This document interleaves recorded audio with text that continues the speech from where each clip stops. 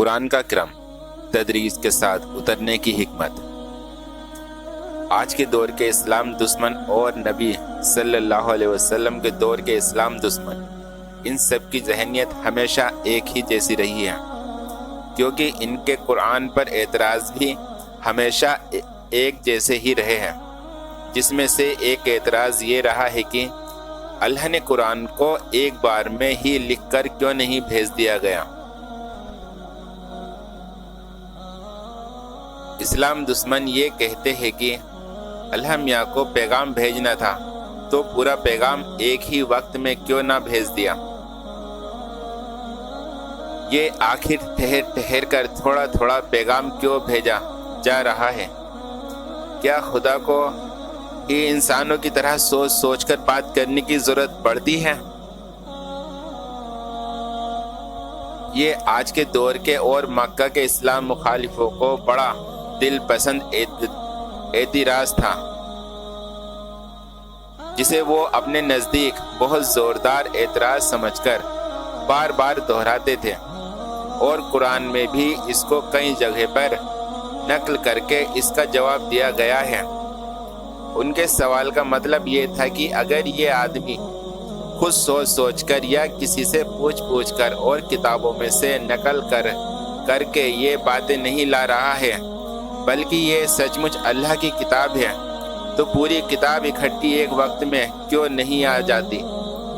خدا تو جانتا ہے کہ پوری بات کیا ہے، جو وہ کہنا چاہتا ہے وہ اتارنے والا ہوتا ہے، تو سب کچھ ایک ہی وقت میں کہہ دیتا۔ یہ جو سوچ سوچ کر کبھی کوئی بات لائی جاتی ہے اور کبھی کچھ، یہ اس بات کی کھلی نشانی ہے کہ وہاں اوپر سے نہیں آتی، یہیں کہیں سے حاصل کی جاتی ہے یا خود گھڑائی لائی جاتی ہے۔ اسلام دشمنوں کے اس اعتراض پر اللہ نے فرمایا، اور اس قرآن کو ہم نے تھوڑا تھوڑا کر کے اتارا ہے تاکہ تم ٹھہر ٹھہر کر اسے لوگوں کو سناؤ،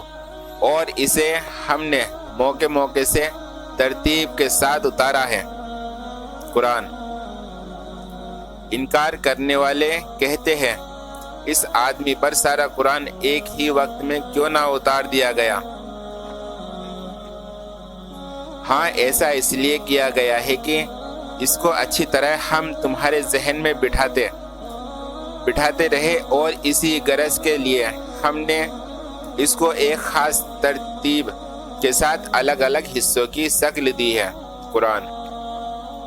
ان سے کہو کہ اسے تو روح القدس پوتر آتما نے ٹھیک میرے رب کی طرف سے تھوڑا تھوڑا کر کے اتارا ہے، تاکہ ایمان لانے والوں کے ایمان کو مضبوط کرے اور فرما برداروں کو زندگی کے معاملوں میں سیدھی راہ بتائے، اور انہیں کامیابی اور خوش نصیبی کی خوشخبری دے۔ قرآن اس آیت میں اللہ نے قرآن کے ترتیب کے ساتھ اترنے کی پوری حکمت بیان کر دی، جس میں سب سے پہلے قرآن کو کون لے کر آ رہا ہے اس کے بارے میں بتایا، جس کو روح القدس کہا گیا۔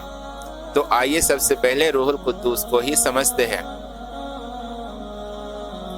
روح القدس کا لفظی ترجمہ ہے پاک روح، پوتر آتما یا پاکیزگی کی روح۔ اصطلاح پریبھاشک روپ سے یہ لقب حضرت جبریل علیہ السلام کو دیا گیا ہے۔ یہاں وہاں لانے والے فرشتے کا نام لینے کے بجائے اس کا لقب استعمال کرنے کا مقصد سننے والوں کو اس حقیقت پر خبردار کرنا ہے کہ اس کلام کو ایک ایسی روح لے کر آ رہی ہے جو انسانی کمزوریوں اور خرابیوں سے پاک ہے، وہ نہ خیانت کرنے والی ہے کہ اللہ کچھ بھیجے اور وہ اپنی طرف سے کمی بیشی کم زیادہ کر کے کچھ اور بنا دے، نہ جھوٹ بولنے اور گھڑنے والی ہے کہ خود کوئی بات گھڑ کر اللہ کے نام سے بیان کر دے، نہ بری نیت والی ہے کہ اپنے مطلب کے لیے دھوکے اور چھل سے کام لے۔ وہ سراسر ایک مقدس اور پاک روح ہے جو اللہ کا کلام پوری امانت کے ساتھ لا کر پہنچاتی ہے۔ اوپر کی آیت نے اللہ نے قرآن کے ترتیب کے ساتھ نازل ہونے کی 3 حکمتیں بیان کی۔ پہلی حکمت ایمان لانے والوں کے ایمان کو مضبوط کرنا، یعنی اس کے تھوڑا تھوڑا کر کے اس کلام کو لے کر آنا، اور ایک ہی بار میں کچھ نہ لے آنے کی وجہ یہ نہیں کہ اللہ کے علم و سمجھ میں کوئی کمی ہے جیسا کہ تم نے اپنی نادانی سے سمجھا، بلکہ اس کی وجہ یہ ہے کہ انسان کی سمجھنے کی حاصل کرنے کی طاقت میں کمی ہے، جس کی وجہ سے وہ ایک ہی وقت میں ساری بات کو نہ سمجھ سکتا ہے اور نہ ایک وقت کی سمجھی ہوئی بات میں پکا ہو سکتا ہے۔ اس لیے اللہ کی حکمت کا یہ تقاضا ہوا۔